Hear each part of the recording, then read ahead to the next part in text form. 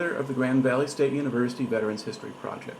Now, Mr. Tibbe, can you start by telling us a little bit about yourself and your family? Where and when were you born, for instance? Oh, yeah. I was born in Grant, Michigan on March 10, 1921. Mm-hmm. And what did your family do? They were farmers. My dad was a farmer.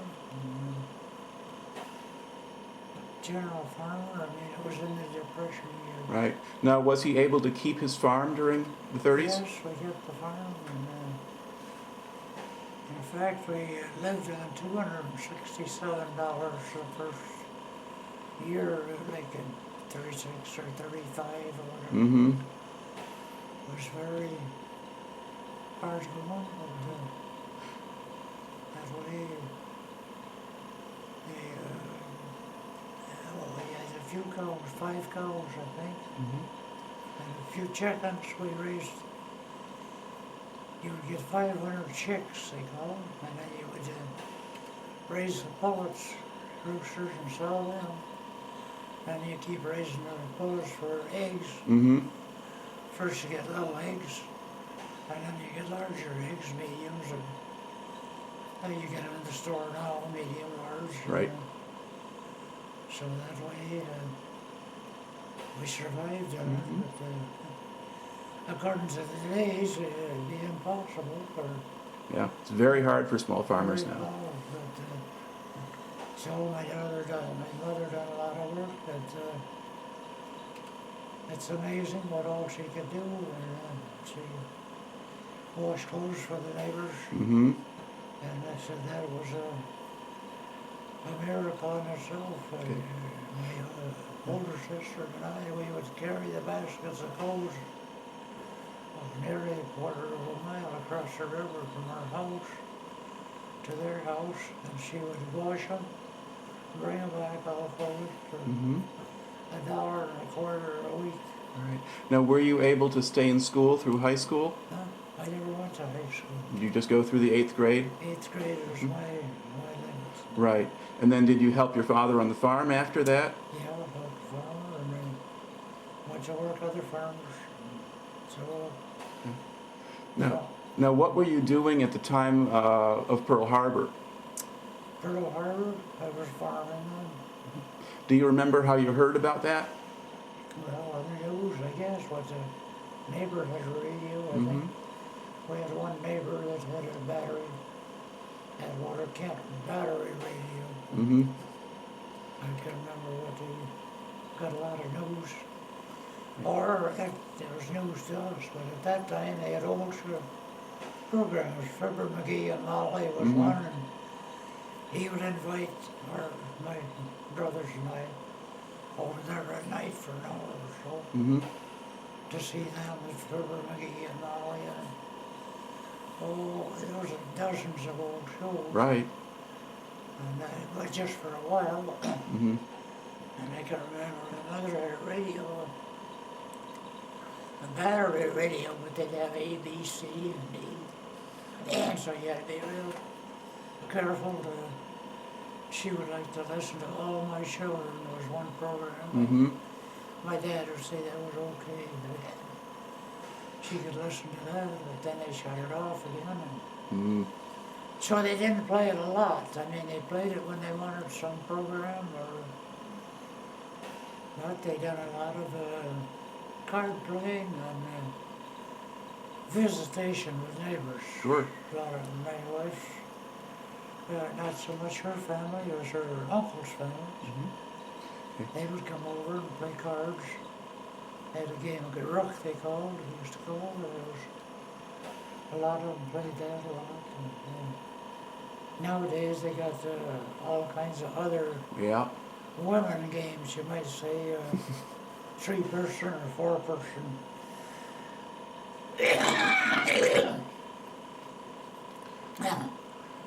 But the men play a lot of setback and poker sometimes. All right. Now, when the war broke out, did you think that you would probably have to get in it? Well, they give you your numbers out, you see, and they got a number. Now, were you the only boy in your family, or did you have brothers? No, my 5 brothers. Okay. And were you the oldest brother? Yeah, I was the All oldest right. brother. My sister was older. Mm-hmm. But you wouldn't be necessarily eligible for a draft deferment then, because of you. No, I didn't volunteer. They come and grab me. All right. So, and okay, and then they drafted you then, sort of the fall of '42. Yeah, All right. October 42. Now, once you were drafted, where did they send you then for? Well, first it seemed like we went to Lansing for Hmm. just off the bus from Fremont. Right. And then we went to Battle Creek, I think. Yeah, is Fort it? Custer. Yeah. Fort Custer. Because I can remember really we got in and gives you your lecture and raise up your right hand and swear. Right. I had another neighbor boy, we stepped out the door and where you going? He's going out there with smoke. You're in the army now, get back in here. That was it, no ifs, ands, or buts, you was back in. Right. Start following orders. All right. Now, at Fort Custer, they mostly processed people and sent them other places. Yeah, but Where- ours, they decided eventually, well then we went down to Mississippi after Mhm. that, and the commanding general says, you're all in shape, he says, we're gonna send you overseas. Well, it was a shock to some of them, they've been training men for 5 years, a lot of them. They trained a lot of officers and to go to Europe and Africa, wherever. Okay. And so, yeah, go ahead. Okay. I want to try to follow your own course through training. Now, so where did you do your basic training in Mississippi, or did you? Yeah, Okay. Camp Shelby, Mississippi. Camp Shelby, Mississippi. All right. Yeah. Now, before you went down there, had you ever taken a trip across the country like that before? A long train ride? Not a lot of them, no. Mm-hmm. But in Michigan, we traveled around, we went to the Straits, across Mm-hmm. Milwaukee Copper, that kind of stuff. And as a young group of guys, we went on a trip across the Straits before we went in the Army. Mm-hmm. So you've done some travel. 29 Pontiac. Mm-hmm. So that was a trip. All right. Now, what was the train ride like going on down to Mississippi? Very rough. Some of it rode in between cars. That was you got out of your seat, well, you might not get back in again or something. Okay. So it was a very full train? Yeah, a lot of people on All that right. train. Yeah. All right. And then what was Camp Shelby like? Different. It was just tent shacks, you know, I Mm-hmm. mean, wooden cabins, and each got a cot to sleep on, and expected you to keep that expertly cleaned and swept up and everything around. All right. Now, what kind of men did you have training you? With me? What kind of men were training you? Like drill sergeants? What were they like? Oh, well, the sergeants we had been in there a long time, so they were in it for the training. They had to get the points, and they had to have discipline. Mm-hmm. That was one of their big deals, was discipline, and that was one of the best deals that they had, was you learned when the man says go, or stop, and all things like that. It was good training. Mm-hmm. Now, Not at the time, you don't think it's so wonderful, but it was good training. I've heard a different one say they never heard of Morotai Island. Well, I was in the invasion of that when they invaded it, and they said they had met a few people that, but they couldn't learn how to spell Morotai. They hadn't even found out where it was. mm-hmm. Well, it shows you all on that map where Right. it is, and it's. Okay. I was going to go back to the basic training experience there. Now, were the men you were training with, were most of them from Michigan? Were you with? All states. Okay. All different states, yeah. But a lot of them was from, well, they was training in Detroit already, you see. Mm-hmm. You know. Yeah, we had all nationalities, you might say. I mean, there was all Those are New York boys, and Mm-hmm. from the Bronx, they call it. And so, yeah, we got Italians. Okay. And there were Dutch and American, Indians, and Mhm. even had one Jap. Okay. You had a Japanese, and he turned out to be an interpreter, you see. They did, which we didn't know at the time, but Mhm. they were trying. There was, All right. well, No. America was a mixture at that time, you Sure see, it with was. all kinds, and Dutch and Belgian and the Indians and Mhm. so forth. Okay. Now, how well did you adjust to military life? Did you have trouble with the discipline or that kind of thing, or did you get along pretty quickly? Well, I got by with the discipline, yeah. I was raised up in a good Christian home, Mhm. and they says, you gotta do what we do, or when we go to church on Sunday, you go, you don't sit home or Mhm. watch TV, or we had discipline in the home at that time, Mhm. in all the homes, All right. almost all. And did you do a lot of physical training, a lot of marching and that kind of thing? Oh, in the army we did, Yeah. yes, very much, every Friday. All right. Started out 5 miles, Okay. and And got we're up to 38 miles on one. wow. And that's one fight I lost. I got up to 38 miles and I conked out. Okay. But it's a long ways. Right. And was it hot when you were doing that? Yeah, it was hot, yes. Okay. He was a fine old colonel. Fill your colonel up and I want to see it full, he says. Keep that thing full. Well, someone tried to sneak out very well, but I got caught. And, go in the brig for a few days. So it wasn't easy, but after it's all done, I would say a lot of it was necessary and good for our own well-being and salvation. I Mhm. would say if we didn't get trained right, we would have never made it. Right. You have to learn to follow orders and do it right away. That part is training is missing today, and a lot of it, I would say, is. But Now, when you were training, were you getting weapons training too? And what kind of weapons were you trained on? we had a regular rifle first, Mhm. straight rifle, and then we had M1 rifle, and we had BARs or Browning automatic, and other guns, machine gun. Mm-hmm. But there they made a mistake in the early war when the Browning automatic was to shoot 5 shells, and then the 5th one would be a tracer Right. bullet. So the minute they see a tracer bullet, down you go. I mean, that was Mm-hmm. to us it was going to be a big thing, but it was the wrong thing because Mm-hmm. they knew who to shoot then. Right.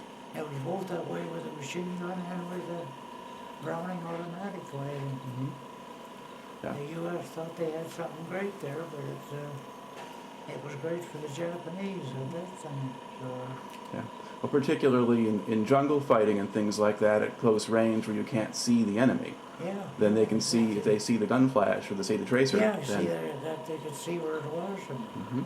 well, they even done it like with artillery too. I mean, they would have a tracer, and they'd have a spotter plane. Right. They could spot down and see where it landed.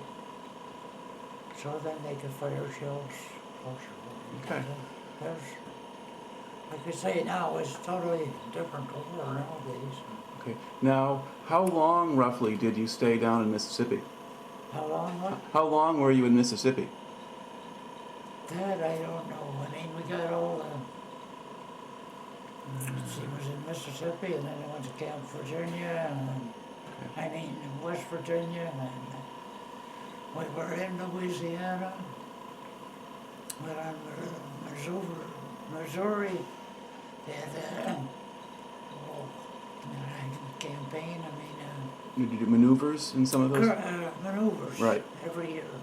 They Okay. kept doing it every year, Ever so often. All right. Because I guess your unit ships out to the Pacific in February of '44. Yeah, I think So you're there. So you're training for the better part of a year and a half before you ship yeah, out. it could easily be until so many Yeah. months, maybe. Yeah. And now, most of that time, were you based in Mississippi, or did you spend a lot of time in other places? Oh, other places. We went all up and down the West Coast. I mean, The East Coast? I went for amphibious training in Virginia and All right. mountain climbing in West Virginia. And, Camp Pickett, Virginia. hmm Now, And, what did they have you in amphibious training? What did they have you do? well, we had all different kinds of ships you had to train on. They trained on LCIs, that was one infantry. Mm-hmm. Where you walk on and you walk off, only in the water when you walk off. Right. That's and LSTs, I was on some of them. Mm-hmm. That's And- where they put tanks on and And they can they roll, could roll lower out the front door. Yeah. Hopefully the door open somewhere near shore. Okay. And did you use the LCVPs, the Higgins boats, the little ones, Yeah. with the door just flips down from the front? Yeah, Okay. so And did you have to practice climbing down the nets or ropes to get into those? tie yourself to the side of a hill so you didn't roll down Mm-hmm. with your tent rope. All right. We've done that different times that you Okay. strapped yourself to the tree or the sapling or whatever to just so you wouldn't roll down. All right. Now, It's foolish, but a lot of little things that you learned in them maneuvers that you found out later it was necessary for survival. okay. Now, were you being trained eventually by people who had already been in combat in the Pacific, or were these No, still? most of them hadn't been. I mean, they were original 32nd Division that they trained all the people and more people all the time. And there was 32nd and a 46th and I think there was like 4 different divisions maybe there. And they would have combat teams from each one. Right. Well, most of the 32nd had already gone off to Australia. The 3 regiments that stayed in that division were gone. But you were in the 31st Division then? Yeah, we were in the 31st. And, the 32nd, Max Brink, he was from Fremont. He was in the 32nd. But Okay. he had got 5 years in, and then when the war got done, he got out. Even he was a National Guard. But when I got out, I think you had to have 64 or 65 points. And Right. I didn't have that many.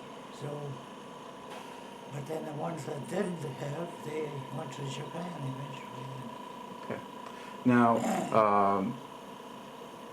are there particular events that happened or things that happened to you during training in one of these places that you particularly remember, either that were funny or that didn't make sense, or? Well, we think it was funny after we went on storytelling after we got home. We was parked at a river and we had to cross that river with a rope for it. We got to cross that rope, okay, fine. Landed on the other side and raining cats and dogs just pouring. I had one of my buddies from Mount Pleasant. We landed together, usually 2 together. You'd have a pup tent and both, and we landed there, and boys, it looked like a good place. It was around the mountain, and it was good. It was a big anthill. So we pitched a tent on an anthill, which was not a very good place to park. Well, how long did it take you to find out it was an anthill? Well, there's all water around, so it was a long night. Mm-hmm. Or there's little incidents that you can laugh and joke with. They play cards, where no matter what, the soldiers will play cards. Mm-hmm. They don't trailer, 2-wheel trailer, and there's a board. And it was all water, not that deep in that trailer. And they rolled dice in the trailer, and you could still see which was up or down, and or through the cracks. So play poker, but you had to watch it because of high card. So there's some funny moments like that. You afterwards say laugh about it and say that was kind of foolish, but it passed the time away for a little while. Now, before they shipped you out, did you get a chance to go back home before you went overseas? I was trying to remember just what now. I did get back home a few days. It seemed like very few. Because I think I went back to one time because I had a bad wrist. I heard it in the army. I figured I heard it in the army. I can't bend it to this day, so bend it back. And well, I said I'd like to go to the hospital.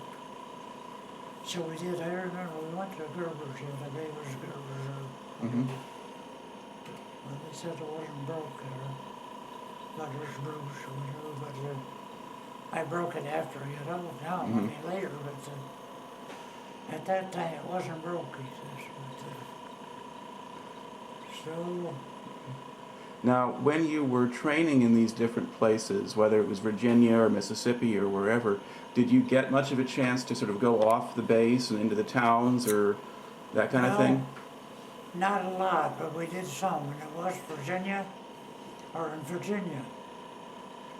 Virginia, down on the coast. There the USO invited us to go to New Orleans. Mm-hmm.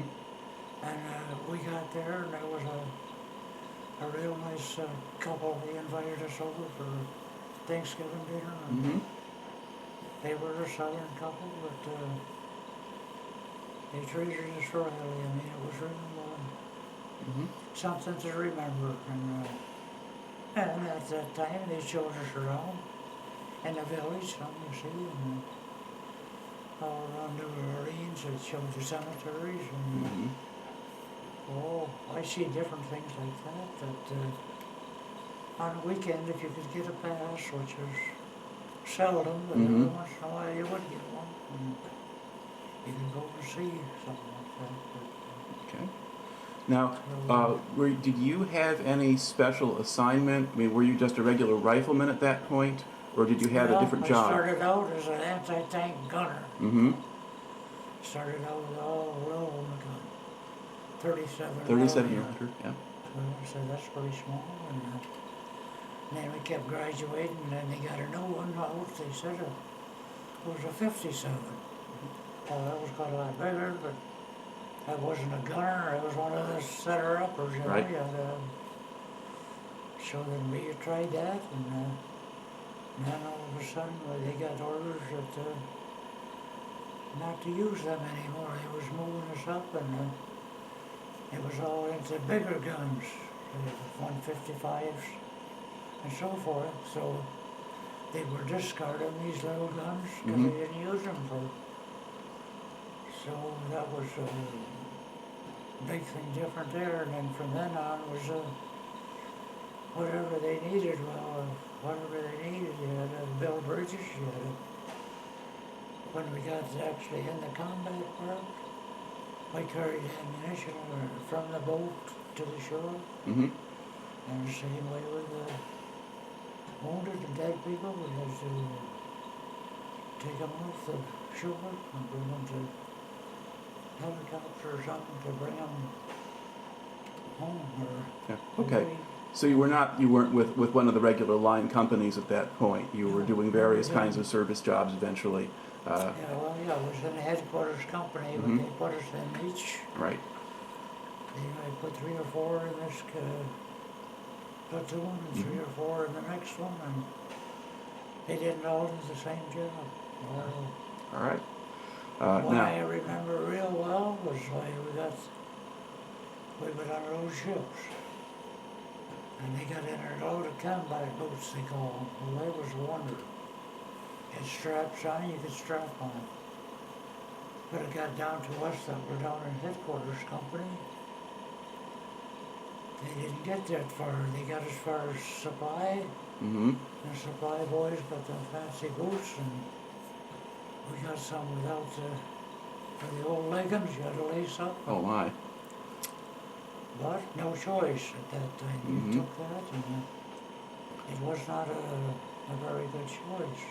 Okay. In Now, fact, I didn't enjoy that part of it. So and did you have to wear the leggings and stuff through the whole time you were in service, or did you eventually get them replaced with something else? well, we went to, to another place, you mean? Well, did you replace those? You talked about having to wear the leggings and the old style Oh, yeah, boots, yeah. and did you have to wear those all the way through? No, later we got some combat boots way later. Mm-hmm. But otherwise, they had some wraparound ones then, later. Right. Not the lace ones, but Mhm. it'd be something like Velcro now. Mhm. I mean, you wrap around it. But, All right. Okay. Now, once you've finished your training, then they ship you out after you're at Camp Pickett. So you're at Camp Pickett, Virginia, yeah. and then where do they ship? Do they ship you out from Norfolk then, or they send you somewhere else? Oh, from Norfolk, Virginia, we went to the Philippines then. Okay. That's where, You went. we was going to this Morotai island. Mm-hmm. Well, let's back up here a little bit again. What kind of ship did they put you on in Norfolk? In Norfolk? Oh, a ship? Yeah. Well, I say, my brother was a sailor, and I sailed nearly as many miles in New Guinea Mm-hmm. as he served in the Pentagon. I went all the way up and down New Guinea there. Right. Yeah. I just got a whole list of, Right. Well, what kind of ship did you cross the ocean in? What kind? a Dutch ship. Kota Ensign, they called it, and all Hindus run cooks, and they had to have their mutton, and Mhm. their kind of food for them, and it wasn't the Queen Mary. It was a different ship. Had it been a cargo ship, or had it been an older ocean liner? Well, they had all kinds of stuff with it, 'cause Mm-hmm. I remember well, they had onions on board, and I was an old onion farmer, and they said, hey, okay, here today we got to dump onions, 'cause they were rotten, you see. Mm-hmm. So I was chosen to get up there because I could stand Right. the stench of the onions to throw them overboard. All right. Now, how many men did they have on the ship? How many soldiers were they carrying? Was it just headquarters company or other guys? Yeah, the ship, the Kota Ensign, yeah, was quite a big ship, but I forget there was different incidents that I know that I didn't agree with, but it didn't help. But so that, trying to think from one ship to another, but I mean, I've got it down in there how many ships. I think there's different names of the ships even Mm-hmm. that we went, and then we went to Morotai eventually.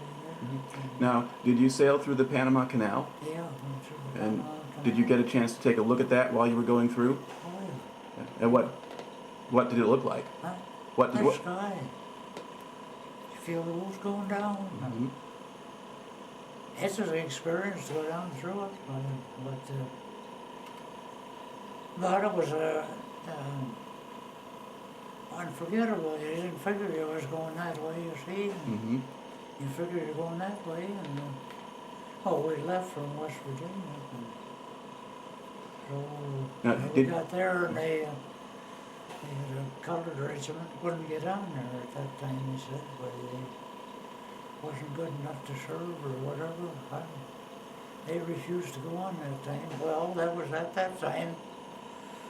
They were using them for slaves, I would say. You didn't have a place on a ship. You had a menial task. Mhm. I mean, they were no other way to say it but slaves. I would say they done all the unpleasant work that had to be done. Mm-hmm. Would this be the Black Army soldiers or the Black sailors or all of them? Well, it was mostly all, they were a separate bunch, you see, Mhm. the ship. Like that ship was all, most of them were the Hindus or whatever. That was their Dutch ship. It was a Dutch ship. Okay. So they had Dutch officers and so on and so forth. I was trying to think what else there was. Well, you were talking about people being used almost like slaves. Now, were you talking about the crew on the ship, or were you talking about American black soldiers, or? No, there was some black soldiers too down in the camp, but they wouldn't go. Mm-hmm. They wouldn't get on or. So they refused to get on the ship? Yeah, get on the ship or one way or the other. Now, I could get a few things Mm-hmm.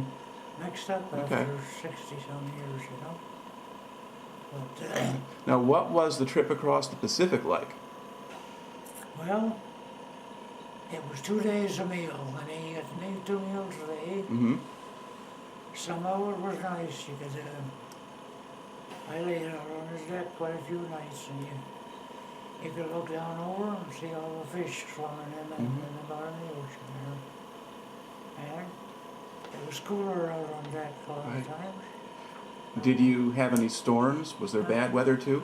No, not a lot of it, no. Okay. Where we went, it was zigzag and so on. I mean, as far as violent storms, no, not where we went. It was And were you in a convoy, or were you sailing by yourself? that was mostly by yourself, that part. Mm-hmm. But when they went to Morotai, then it was quite a convoy, a big convoy.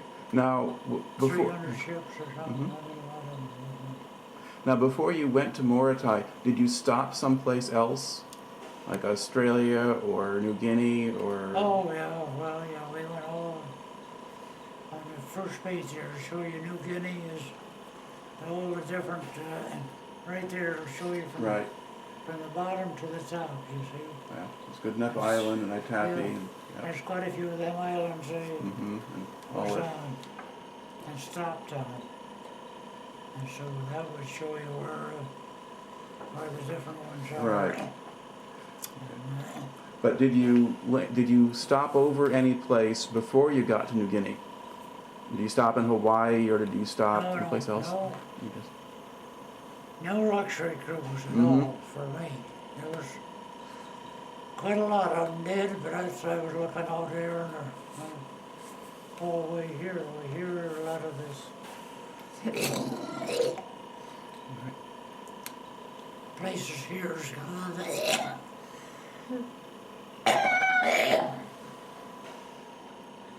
they're fruit growers that had money, and they endowed money or what. Anyway, they got preferred sweets or whatever. Mhm. Well, I don't know. I mix my language up that way. I classify one better than another. You know what I mean? Some of them done it on purpose, I'm sure, to get a better deal if they could go in a little while, and you could end up with a better deal. You could go to college afterwards, and a lot of them things like that. Well, that's me. I had a brother, you see, he was married. Had 2 kids. Well, he was younger than I was, but they didn't take him then because he had dependents, you see, and I didn't have any. My other brother had 2 dependents. So he was kept out. And then one was a Marine, well, he was kept out, but I mean, he was in the Marine then. And as far as my dad's family, he didn't go in, was he taking care of my folks at that time, and well, they built a place on it with my folks, and so, but, and with the other boys, his dad was, how do I say that, he was. Well, let's try to go back here to your own story. Now, you come in and you reach the shores of New Guinea, and you land at that point. What did the place look like to you, the first place you're landing? It looked awful muddy and hot and rainy, rain. and banana trees, and kangaroos. Did see kangaroos right away. That would have been in Australia? Huh? Did you go to Australia first? No, that was in New Guinea. Okay. That was You saw them in New Guinea. Okay. Now, initially, were you landing just at a regular base and just, are you going to move by land or wait to go somewhere else? When we landed in New Guinea, Yeah. it was a base, the 32nd base Mm-hmm. was a base right then. Was training more officers and stuff. And Right. that part is so, and that's where you get it, where they split them up into different, out of different regiments. Mm-hmm. But most of them they got split up, they give them 6 weeks or less training, and soon then they went to the Europe or France or Belgium. I mean, they shipped them out then. Right. But our main corps had trained a lot of them. Right. But You had to tell them to go right. by. But the unit that you're going with, I mean, you're going over as a division, Yeah. as a complete unit, and so then they're going to go in, and maybe parts of the division go different places once they land. Now,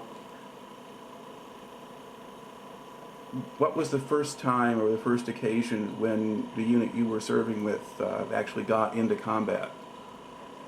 And our actual combat that in New Guinea would be the first one. Okay. And they, let's see, would that be at Etape, or Huh? was that at Etape or one of the later places? No, that would be one of the top places, the bottom of New Guinea, and then we ended up in the Philippines. Right, right. You wind up in Mindanao, that's right. Yeah, that's where we ended But up. your map here basically has you landing several different places along the north we coast. served all the way Yeah. up. That's where I say I was more of Right. a sailor than a army man. A lot of Mm-hmm. that stuff, I could carry a rifle or a pistol. Okay. So Both kinds of yeah. pistols are All right. So when your unit would land someplace, at New Guinea or on Morotai or whatever, then what was your job? well, to get off the ship, that's the big job. Mm-hmm. And like we got on there, well, then we had to go on shore and find a place to lay down or dig a hole, Mm-hmm. figure Alright. a foxhole to sleep in. But were you going forward with the units that were trying to find the Japanese, or did you Yeah. stay back at the landing place? Well, both ways. I mean, they follow. I mean, it's hard to compare because now I got this thing on I didn't have then, and now every time if you want to move, you step on this. And at that time, I didn't have that hindrance. Mhm. I would say that you could move, you see, and then, well, I knew different ones that I lost the first day or first 2 days. Well, I looked the names up in there, and I find their names in there now. So Okay, some of the men you served with were then Yeah, getting they killed did- and so that forth. They did die that day. And No. I didn't know for sure, I just knew they Mhm. was gone right away in just a short time. Now, did you come under enemy fire yourself?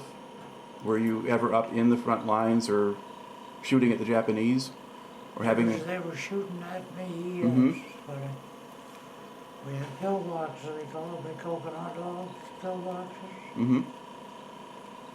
And we had nice steel helmets for peapots. And that way, you had a little protection, but a lot of it was, Mm-hmm. oh, they say your outfit didn't do much. No, we didn't do much, no. We went and ferried a lot of dead people from the jungle to the shore. Mm-hmm. Went and ferried the ammunition all up to where they was. I said if it would have been me, I would have just as soon said bury me here on their own prairie. Mm-hmm. Right. But now, most of them, they say they want to get you back home and get a college degree and then go on. Well, I was a poor farm boy. I was not college material at that time and never have been.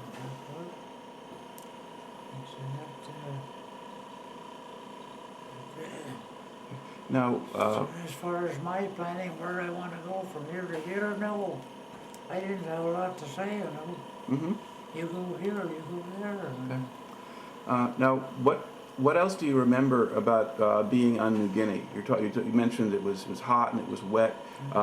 Were there a lot of bugs or snakes or diseases or things like that? Bugs and snakes and big pythons. Saw a great big python one time, 30-some feet long. Mm-hmm. Saw a great big turtle one place. We had enough turtle meat for 400 men, I believe.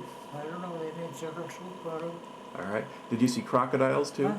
Did you see crocodiles or? Well, I see crocodiles, but I never eat any. No. Okay. No, I didn't see any that way either. I mean, that No. but, no. And did you have to take medicines like Atabrine or? Yeah, I take that every day. Now, did you get malaria? Yeah. That's a result of malaria. Got malaria or jungle rot? Jungle rot. Yeah. I Yeah. don't So you still had those. don't have any hair there, but I can grow without hair. Right. Now, as far as you can tell, in the places that you went on New Guinea, were there still a lot of Japanese there? Was there much fighting, or did they mostly stay in the jungle most of the time and stay away? But a lot of it was a few at a time. Mhm. I don't know, it's in here now, it's my regiment. I think turns out like there was 480 some that was killed or Mhm. by the enemy. Yeah. Over the course of the whole war? But I love that campaign, New Guinea Okay. campaign. All right. And you get one of the other divisions, and one of them said, oh, they only had six Mm-hmm. killed in the action. Yeah. But they were doing something else. I mean, actually getting killed, they didn't. Okay. One other regiment, 1100 or 1800 regiment was killed. Right. Now. Anyway, what I've seen after the war, I mean, there was quite a few. And they said, well, them were all very low casualties, according to some other places. Mm-hmm. So, But it still seemed like quite a few to you. if the man next to you is killed, Mm-hmm. that's 50%. Right. That, no, it's, I had a son-in-law go over there this past year or 2 years, and he got, what is one his son, an aircraft carrier. Mm-hmm. He took him up on that aircraft carrier, and he could show him how it works. And they could aim missiles from that aircraft carrier to shoot up, and they could pinpoint just over the spot like that and blow it all to smithereens. Yeah. We couldn't do that quite so well then. We couldn't do, period, you see, and now that made a real believer of him, of nuclear war or pinpoint war in a way. Okay. As they said too. Again, they sort If of. we would have went to Japan, I wouldn't be here. I'm 90% sure I wouldn't have. Yeah, there would have been a lot of casualties. Yeah, it would have been terrible lot of casualties. Okay. Now, But, what can you remember about the invasion at Morotai? Because that's the next place you go. You said that there were a lot of ships going together with you. yeah, quite a lot of them. I know one place I've got 600 and some, and one has got 300 and some. Mm-hmm. That there were ships, aircraft carriers. I know it was quite a big parade. Okay. I was going to say parade. And then, Opening day. and then, were you part of the initial landing there, or did you land a little bit later? 2 days later, the one I was on was 2 days. Mm-hmm. But I've got I got a medal rack up there, but I got either 3 or 4 bronze arrowheads, or for invasions along the way. Mm-hmm.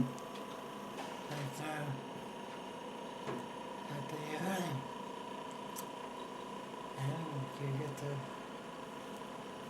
the different medals, you see, your rifles or Browning automatic, you could have a list of the machine guns and pistol, and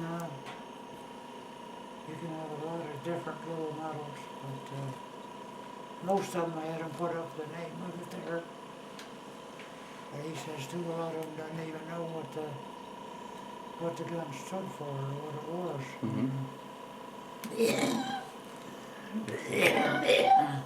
Now, was there much fighting on Morotai, or by the time you got there, was it under control? No, it wasn't under control at all. No, there was quite a lot of places that they were getting killed. Yeah. And what was the terrain like in Morotai? What kind of island was it? Jungle. Mm-hmm. And there's a rock, the shoreline is all rocks. Mm-hmm. So you try to land the boat on the rocks and you gotta walk. That part is it's a very poor way to get on an island is by walking. I would say it's a terrible way. So, but now they say all the mistakes we made and they made mistakes. Say MacArthur made a lot of mistakes, and Roosevelt made mistakes, Truman made mistakes, and now they tell us all the Eisenhower and all of them made big mistakes. Well, the one without legs, you know, he was a cripple that never knew it till the war was over, you know, that he was crippled. Mm-hmm. All right. So,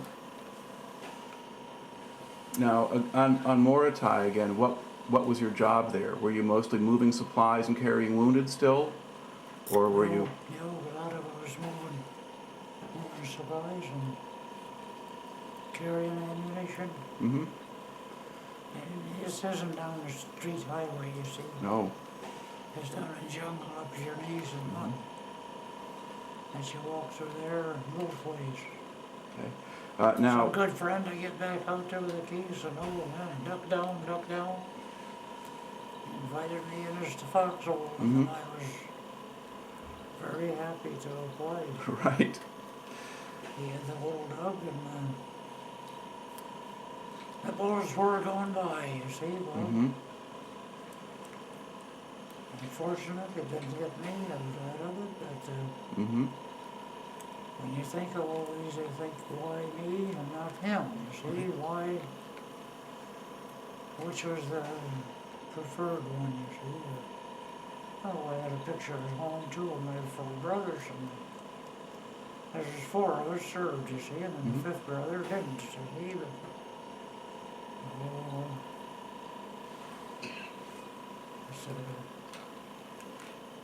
it was a pretty good record for my family, I know that. Sure. Right. Now the other. Derby duty and then some. Yeah. No, your daughter went out for a moment. Now, the other place that you went was the Philippines, and you went to the island of Mindanao, which is the southern island there. That is on the Philippines. Right. And what was that place like compared to Morotai or New Guinea? Oh. Well, there they said they had a lot of pygmies, supposedly. I can't say I ever saw any pygmies, but I did get a nice hammered knife, but they hammer off my hand. And another one, but one of the boys confiscated it, I think. It was a handmade knife. All carved out of like pine wood or wood. So did airplane strips of tin off airplanes, and the blade was all metal with battered out, just. Okay. So did you see much of the civilian population there then? Did you see many of the Filipino people? Some population, they washed my underwear in the morning. And after dinner, they would bring it back, all folders and notes. Now, by the time you got there, was there still fighting going on the island then? A job? Well, no, was there still fighting going on Mindanao? Oh yeah, they said it was all done. It didn't look like it to me. It looked a little resembled when Mr. Bush got on the airplane carrier. The war is over, man. And that's when my nephew was on there. And it sure wasn't over for him. He was working 12 hours a day up there and trying to keep the planes going. So they were telling you the Japanese were already beaten, Yeah, and they so were. it, yeah. It was. You can't believe all that stuff when you see it in front of your eyes. I got a daughter, or not a daughter-in-law, or sister-in-law's daughter is going there now. I don't know if she left yet, but her husband had been there in the Holocaust or so, and she wanted to make sure what she saw was, or tell other people that it did happen. I mean, there's a lot of people say, oh, it's all in your imagination, but that's not all imagination. I mean, Now, see barrels of skulls. let's see.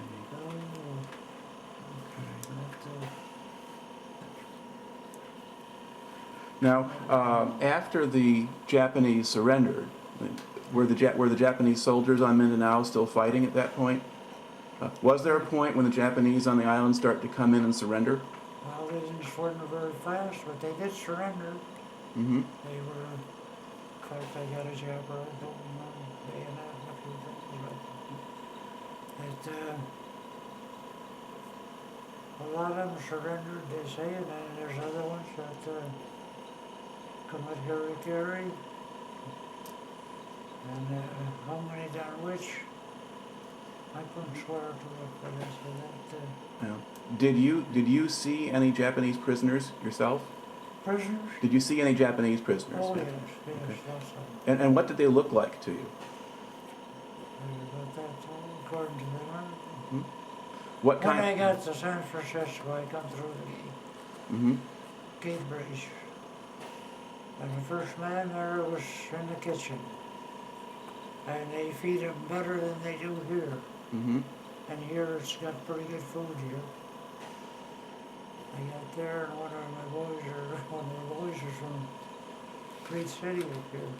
Well, first thing out too. Well, that boy said, you better be careful. He's liable to take one of them knives there. But well, I said, you don't want to do that because he's busy feeding them, giving them a good place to sleep. But that's the way the difference between one man getting treated and another man getting treated.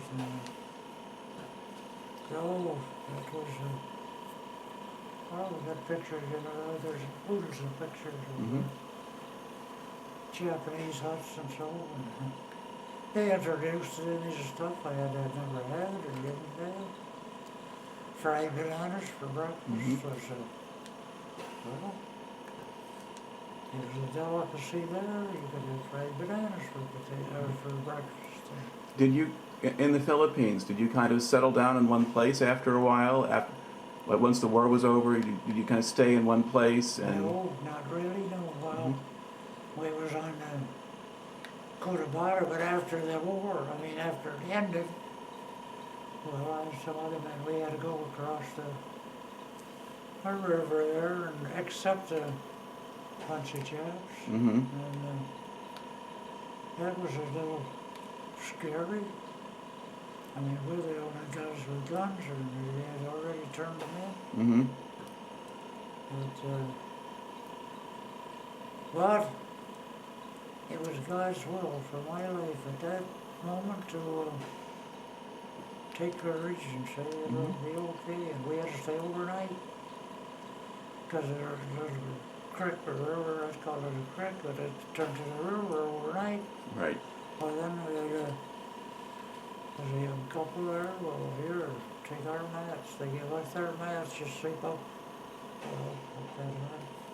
off the floor. You could have pigs running around below, but It was to keep you dry overnight, and then to have fried bananas, it was well, they tasted alright. Mm-hmm. So There's experiences like that are interesting now, mm-hmm. but I say a lot of them are a lot of good things I tried to forget. I did try to forget for many, many years. And sometimes I made a mistake, maybe, because I remember when I went through San Francisco, and there were men there, they were VFW or American Legion, and say, oh, here, you sure you don't have something there that might be bad? This is maybe you got malaria or something or this or that. Mm-hmm. Oh, I just want to get home, get signed out of here. So maybe today it was a mistake, but I don't know. I'm here, You're still here. and they're all gone, or 90% of them are gone. So that I wouldn't rush to go back. Mm-hmm. No, I wouldn't try that at all. But like I said, you want to go back? Take a look. He had one of his friends go back to New Caledonia. Mm-hmm. And he said he was pretty sore at them Japs that were japping away, and he was but well, I couldn't say that I was down there and be mad at him, especially. I just disliked him, yes. Mm-hmm. And what he was doing to all my friends. One missionary says, well, you got to forgive and forget. Yeah. So that may be, but I said that if they fall right or left from you, and then you say forgive that one or this one. Well, when you saw the Japanese prisoners, when they all came down and surrendered, and you bring them back, at that point, did it become any easier to forgive them, or just view them as people who were just in a bad spot? Well, I say they're just I mean, they had there's good people in all generations and every company and whatnot, but when you see the difference of treating humans, I mean, like the ladies, here we have ladies, they were all slaves no matter what they were. And that is hard, you know. I couldn't, the missionaries thought I had some poor slants on it, but at that time I couldn't get over it. I say I haven't got over it yet. Mm-hmm. Okay. I know I had one buddy too. He said he went there and boy, he was really tough on the Japs when they'd meet him on the road or anything. But so I don't know. Well, once you finally got home and you're discharged, what did you do then? Did you go into farming or something else? I went to farming. Yeah, I started farming and I farmed tree over tree. I raised some onions and carrots and I worked for a farmer. Well, so that I wasn't married, so I worked there and I got a job driving tractor, and we had a wheel haul, they call it. Like 13 men out in a row there, a few wheel haul, each one row at a time. Well, and the guy said he got a chance to get a 3-year-old. He got a 3-year-old Blanner Junior one, and there one man could do what 3 was doing. Mm-hmm. He wanted to know if I would take that one and try to learn to run that one, and I could do 4 rows or 3 rows instead of 1. Oh, he said, I'd try. Well, Did it you worked pretty good, and then he gave me another 5 cents an hour to Yeah. Well, did you stay in farming, or did you go and get another job eventually? Well, eventually I got another job. I went to Sparta Foundry. And milk cow. I got married and was Mhm. young. 7 kids. And so that way. But like I say, there's mistakes and there's good parts and bad parts. But you went through quite a bit, and you're still here to tell the story. Well, there's a lot of. I know I see about it in the paper that time there was going to happen. Well, at that time, one of my sons was killed in a car accident. And it kind of shook me up for a while, and I just didn't feel like going through, because otherwise, as far as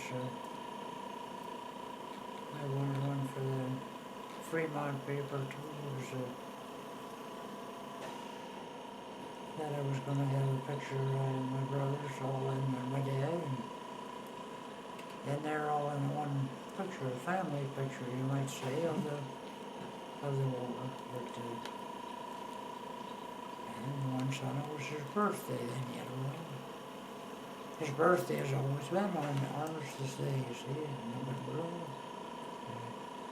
All right, now my So, tape here seems to be just about up, and I think we're probably right about at the end. We've kind of gotten through. I think we've. Well, my tape is about done, so I think we kind of got through your story. So thank you for taking the time to tell it to me today. well, that's it. I mean, there's. I thought about writing a book when I got home, but I wrote a lot of papers, and my daughter kind of cleaned the house when I got home, and she misplaced them all. I had